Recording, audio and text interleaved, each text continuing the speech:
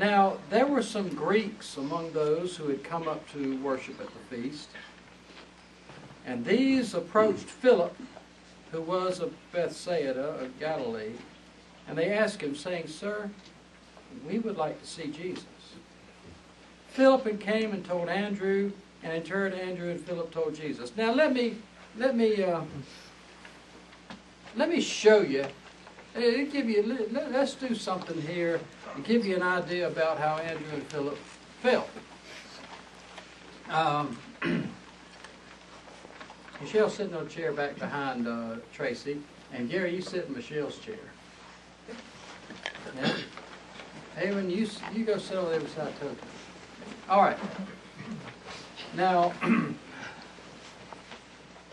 Aaron is Philip, and Gary is Andrew. Now, which one of you young guys want to be Greeks? Jonathan? Samuel?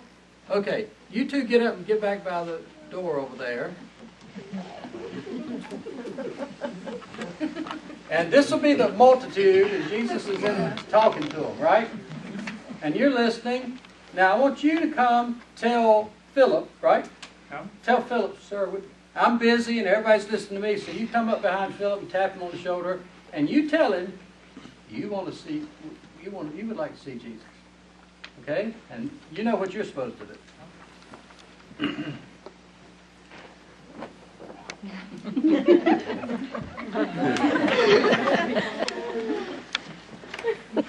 Hey Andrew, those Greeks over there want to go see Jesus. Let's tell them.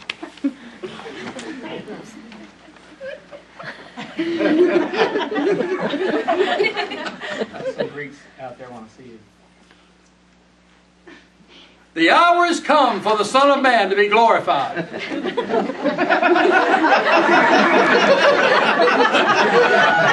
Truly, truly, I tell you, unless a kernel of wheat falls to the ground, it stays by itself.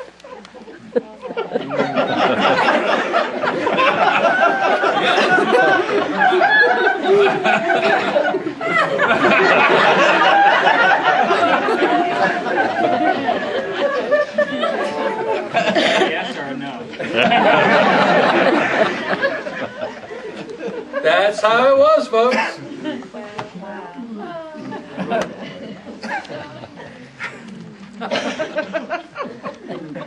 The hour has come for the Son of Man to be something about foreigners coming to him signaled it was time for him to die. He already had that from the Father. He might have told him during the night when he was praying, when you hear that Greeks want to come see you, it'll be your time. The hour has come. So he responded in a way that seemed like, what? But in Jesus' world with the Father, it made perfect sense. He wasn't going to go to Greeks. God didn't send him to Greeks. He sent the Greeks to him as a sign. And that's where Jesus went with it. The hour has come for the Son of Man to be glorified. Truly, truly, I tell you, unless the kernel of wheat falls to the ground and dies, it remains alone. But if it dies, it bears much fruit.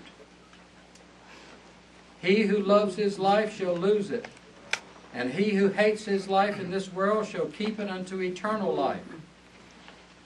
If anyone would serve me, let him follow me, and where I am, there my servant will also be. And if anyone serves me, the Father will honor him. My soul is now troubled, and yet what am I to say? Father, save me from this hour? No. For this purpose I came to this hour. Father, glorify your name. Then a voice came from heaven, I have both glorified it, and I will glorify it again. And everybody heard that voice. Then the crowd that stood by and heard it said it was thunder, and others said, an angel has spoken to him. Jesus answered and said, this voice didn't come for my sake, but for yours. Now is the judgment of this world. Wow. Now the ruler of this world shall be cast out. Who is that? Yeah, he's about to be cast out. That means he has not been cast out before now. Because nobody knew he was evil before now.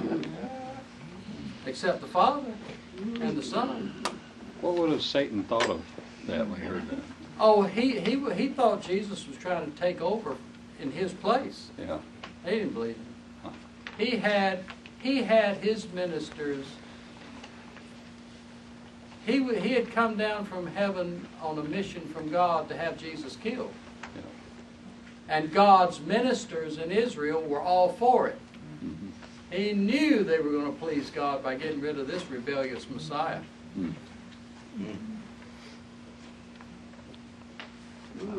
And as for myself, if I am lifted up from the earth, I'll draw all men to me. And Satan's thinking, yeah, you think you're going to be lifted up high. We got something else to lift you up on, buddy. He said this signifying what kind of death he was about to suffer, but Satan didn't understand anything yet. The crowd answered him, we heard from the law that the Messiah continues forever. So how is it that you say the Son of Man must be lifted up? Who is this Son of Man? Jesus answered that question by saying, the light is with you just a little while longer. And they looked up at the sun and said, yes, about 3:30 in the afternoon. Woo. I'm telling you, he lived in the Spirit. Wow. He did not get discouraged when people didn't understand him. He stayed in the Spirit. The light is with you just a little while longer.